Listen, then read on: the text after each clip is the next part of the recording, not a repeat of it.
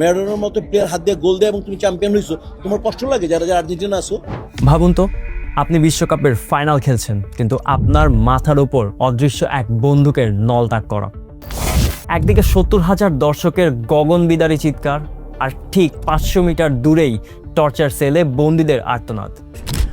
1978 বিশ্বকাপ কি সত্যি ফুটবল ছিল, নাকি ছিল ইতিহাসের সবচেয়ে বড় কোনো ক্রাইম থ্রিলার? আজ উন্মোচন করব সেই বিশ্বকাপের এমন কিছু রহস্য যা শুনলে আপনার গায়ের লোম দাঁড়িয়ে যাবে। বিশ্বকাপের ঠিক আগ মুহূর্তে পৃথিবীর সেরা ফুটবলার ইউয়ান ক্রাইফের বাড়িতে সশস্ত্র হামলা হয়েছিল। তার পরিবারের মাথায় বন্দুক ধরে হুমকি দিয়ে বলা হয়েছিল, আর্জেন্টিনা পা রাখলেই বিপদ। এরপর ষড়যন্ত্রের শুরুটা হয় টাইমিং দিয়ে। ফিফাকে কবজা করে আর্জেন্টিনা নিশ্চিত করেছিল তাদের প্রতিটা ম্যাচ হবে রাতে। বাকি সব ম্যাচের ফলাফল জানার পর দ্বিতীয় রাউন্ডের শেষ ম্যাচে ব্রাজিল 3-1 গোলে পোল্যান্ডকে হারিয়ে তখন অনেকটাই নির্ভার। তখন আর্জেন্টিনার জন্য সমীকরণ দাঁড়ালো অসম্ভব। ফাইনাল খেলতে হলে পেরুকে হারাতে হবে অন্তত 4 গোলের ব্যবধানে। যেখানে 5 ম্যাচে পেরু গোল হজম করেছিল মাত্র 5টি, সেখানে 90 মিনিটে 4 গোল অসাধ্য সাধনের এই মঞ্চটাই হয়ে দাঁড়ালো ইতিহাসের সবচেয়ে বড় বিতর্ক।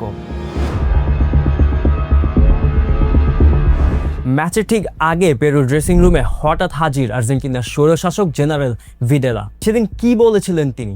সেই চাপের মুখেই পেরুর ফুটবলারদের পা কাঁপছিল। ম্যাচ শেষে স্কোরবোর্ড দেখলো এক অবিশ্বাস্য দৃশ্য, 6-0। ব্রিটিশ মিডিয়া দাবি করে এই জয়ের বিনিময়ে পেরুর সরকারের কাছে গমের বিশাল চালান পাঠিয়েছিল আর্জেন্টিনা। এক জয় আর বিনিময়ে কয়েক হাজার টন গম। এটা ফুটবল ছিল না, এটা ছিল আন্তর্জাতিক ব্যবসা। ফাইনালে হল্যান্ডকে স্টেডিয়ামে আনা হলো দীর্ঘ পথ ঘুরিয়ে। ক্লান্ত বিধ্বস্ত ডাচদের ছুড়ে দেওয়া হলো 70,000 উন্মাদ ফ্যানদের সামনে।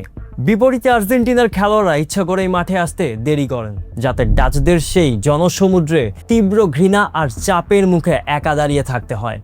এক ডাচ প্লেয়ার পরে বলেছিলেন, সেই মুহূর্তে আমাদের মনে হচ্ছিল আমরা ফুটবল খেলতে নয়, বরং কোনো মৃত্যুদণ্ড কার্যকর করতে এসেছি। মাঠের ভেতর এক সমতা, সবই যেন ছিল কোনো এক অদৃশ্য শক্তির সাজানো চিত্রনাট্য। শেষ পর্যন্ত 3-1 গোলে ট্রফি জিতে আর্জেন্টিনা। কিন্তু এই জয় কি সত্যি মাঠের লড়াইয়ে অর্জিত হয়েছিল, নাকি 70,000 মানুষের সেই প্রচণ্ড আক্রোশ আর অদৃশ্য কোনো শক্তির চাপে ভেঙে পড়েছিল ডাচদের স্বপ্ন? টুর্নামেন্টে 4 গোল করা আর্জেন্টিনার খেলোয়াড় লুকুও পরে আক্ষেপ করে বলেছিলেন, এই বিশ্বকাপটি তার খেলা উচিত হয়নি।